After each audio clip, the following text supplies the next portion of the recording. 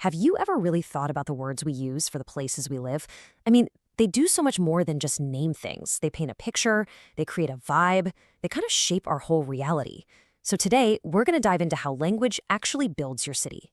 Okay, so take a look at these two spots. Over on the left, you've got this quiet, cobblestone street, old school, charming buildings. And on the right, a super modern shopping center, all glass and steel and big brand names. They could not feel more different, right? Just looking at them, which one gives you that home feeling? Kind of hold on to that thought, because your answer might have everything to do with the stories we're told about places just like these. So let's play a little game. I'm going to throw a bunch of descriptions at you. They're all mixed up, taken from two totally different tourist brochures. Your job is just to guess which description goes with which kind of city. First up, ancient churches and impressive medieval buildings. You hear those words, and boom, you're immediately thinking about history, right? Where do you think this one belongs? And now for a complete 180, a city that's only about 50 years old. This paints a totally different picture, one of newness, maybe a place that doesn't have that deep history we were just talking about. Picturesque center. Ooh, that's a good one. This word is all about the feeling, the aesthetic. It makes you think of charm, beauty, something you want to walk through and just soak in. And then there's this kind of appeal. Up to date, lively. This is all about energy, what's happening right now, the things you can do in a place.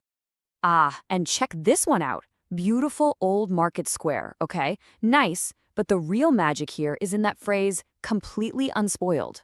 Wow, that's such a powerful romantic idea, isn't it? It suggests something authentic, something pure that's been saved. And our final clue is all about practicality. Latest leisure facilities, ideal for a family. This is speaking a totally different language, one of modern convenience. So, how'd you do? When we sort out all those puzzle pieces, you can see two completely different stories taking shape. City A is all about its history, its timeless beauty, and City B, it's defined by being new, by its modern energy, and all its amenities. And this is City A. See, the language we used actually makes you feel the history in these cobblestones and old buildings. The words themselves build that atmosphere. Just think about the power of a phrase like, completely unspoiled. It's telling you that this place is valuable because it hasn't been touched by the modern world. It creates this sense that it's precious, that it's rare. And here we have City B. The image and the language, they're a perfect match. It's functional, it's commercial, it's all about today. The key word for this city is up to date. And that's what's so fascinating. One city's treasure is its past. The other's is its present. It's all about what we're told to value. Okay, so now that we've seen how this works with a specific example, let's zoom out of it. Let's start building a vocabulary toolkit we can use to describe any city or town. A lot of us live here, right? In the suburbs or on the outskirts. That one little word immediately tells you about a place's relationship to a bigger city center. You're close, but you're not in it. It even implies a certain kind of lifestyle. Now here's a really important distinction. A housing estate is where people live. An industrial estate is where they work.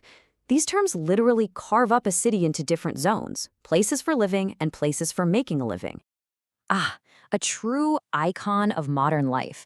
You know, the very existence of a multi-story car park tells a story about a city's relationship with cars, with space, and with density. It's a vertical solution to a horizontal problem, really.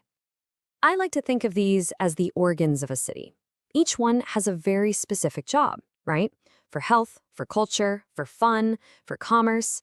It's the unique mix of all these parts and how good they are that gives a city its pulse, its character.